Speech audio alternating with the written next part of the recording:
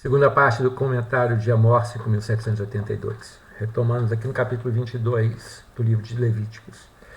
E falou o Eterno a Moshe, dizendo: falarão a seus filhos para que separem, quando estiverem impuros, das santidades dos filhos de Israel, que eles santificam para mim, e não profanem o nome da minha santidade. Eu sou o Eterno. E disse-lhes: qualquer homem da vossa semente, em vossas gerações, que se aproximar para comer das santidades, que santificarem os filhos de Israel para o Eterno, tendo sobre si impureza, será banida aquela alma diante de mim. Eu sou o Eterno.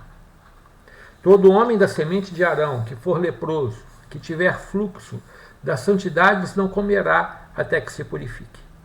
E aquele que tocar a uma pessoa impura por causa de um morto, ou um homem de quem sair derrame de sêmen, ou um homem que tocar em qualquer réptil, através do qual se torna impura, ou um homem morto, através do qual se torna impuro, em toda sorte de impurezas, a alma que tocar em tais coisas será impura até a tarde, não comerá das santidades, se não banhar sua carne nas águas. Posto o sol se purificará e depois comerá das santidades, porque este é o mantimento. Do animal que morre por si ou dilacerado por outros animais não comerá, para não impurificar-se por causa deles. Eu sou eterno. E guardarão este meu mandado e não levarão sobre si pecado, pois morrerão por isso quando profanarem. Eu sou eterno que os santifico. E todo estranho não comerá da santidade. Aquele que mora com o sacerdote, o empregado, não comerá da santidade. E o sacerdote, quando comprar um escravo com seu dinheiro, que este comerá dela, e também os filhos da escrava nascidos em sua casa, eles comerão do seu pão. E a filha do sacerdote, quando se casar com um homem estranho, ou seja, que seja de Levi ou Israel, não é Cohen, essa não comerá das santidades. E a filha do sacerdote, quando for viúva ou divorciada, e semente não tiver, e voltar à casa do seu pai, como na sua mocidade, do pão do seu pai comerá, e nenhum estranho comerá dele. E o homem que comer da santidade por erro acrescentará a quinta parte do valor desta e pagará ao sacerdote um outro produto da terra, que se tornará santidade. E não profanarão as santidades dos filhos de Israel, que eles separarem para o Eterno, a fim de que não levem sobre si delito de culpa e comendo as suas santidades, pois eu sou o Eterno que os santifica.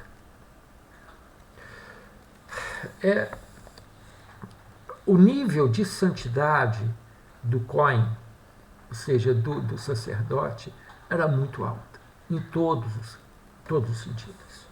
Aqui fala até que aquele que for leproso, está com sarat, então está falando assim, que esse cara praticou Lashon Hara. Esse descendente de Arão, ele praticou Lashon Hara e ficou leproso.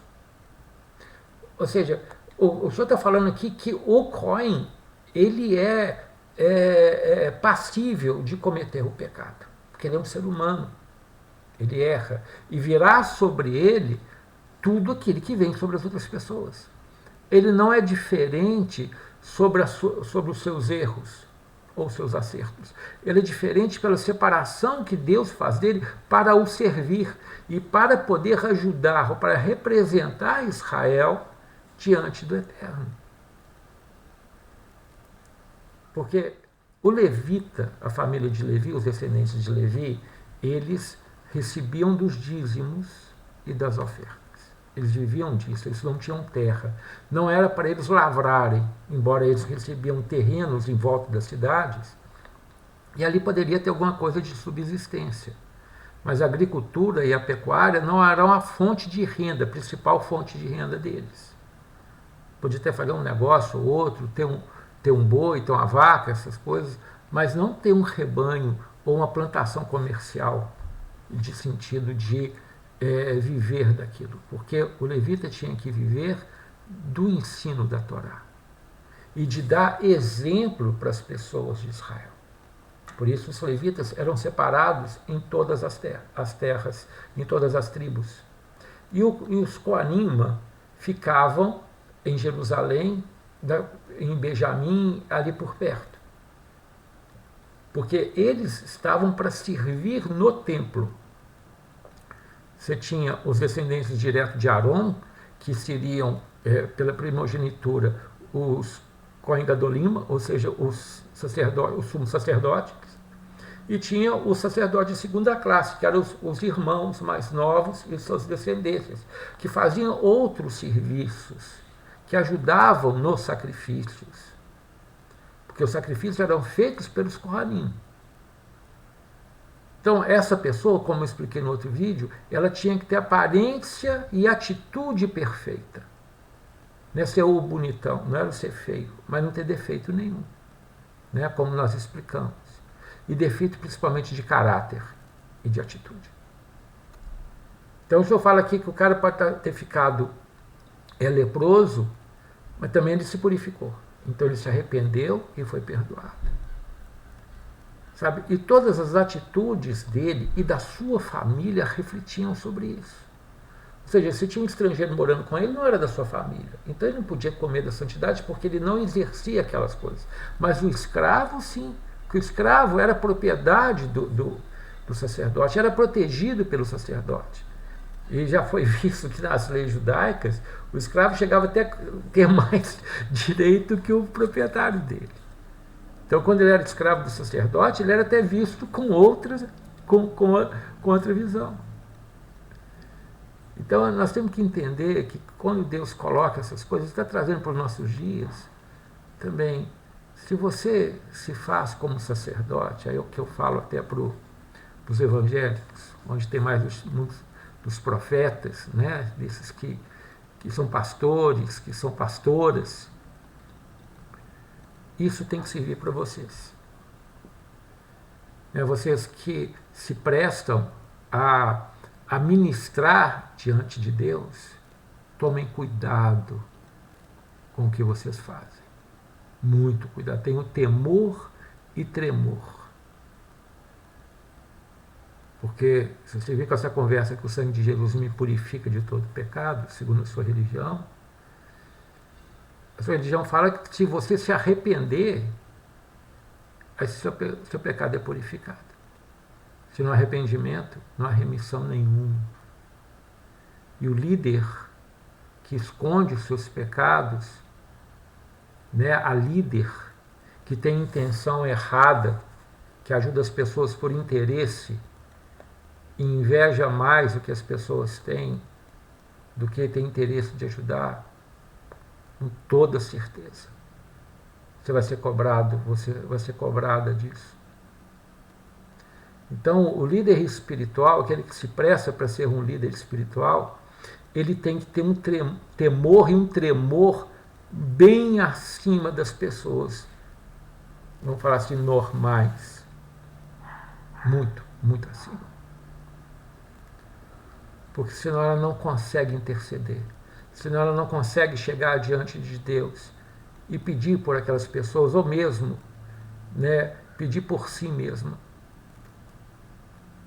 E hoje está tão difícil, porque o nível de liberalidade no mundo, principalmente quando nós falamos sobre sexualidade, sobre adultério, sobre respeito às pessoas, esse nível está tão baixo, se a pessoa faz um pouquinho mais, ela se torna especial, mas não se engane. Aí eu vou falar de uma parte da escritura cristã. De Deus não se zomba. Aquilo que o homem plantar, ele vai colher. Deus não se deixa zombar. Eleva o teu nível e eleva o nível dos seus seguidores.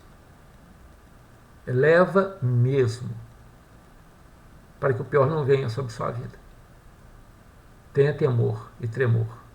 Eu falo aqui para líderes espirituais, tanto evangélicos quanto, ou seja, cristãos ou judeus, mas também falo para os pais.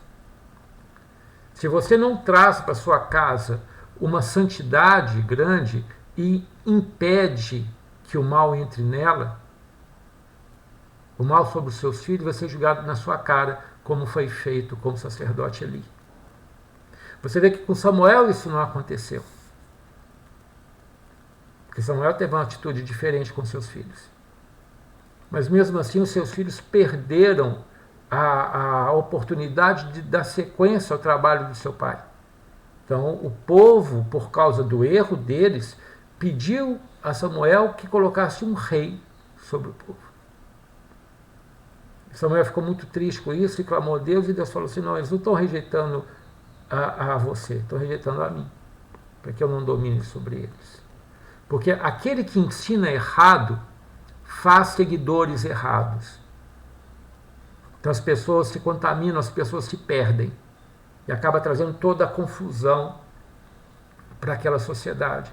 E a tendência daquela sociedade é declinar, é cair.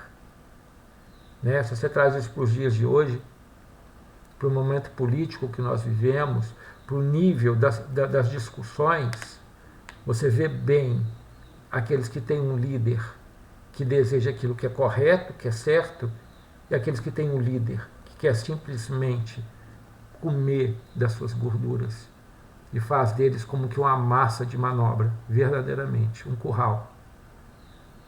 Então, se você não quer que a sua casa se torne assim, guie sua vida pela santidade. Guie sua vida pelos mandamentos da Torá. Tá bem? Então vamos começar, vamos ter uma outra parte ainda. Shalom Brahá.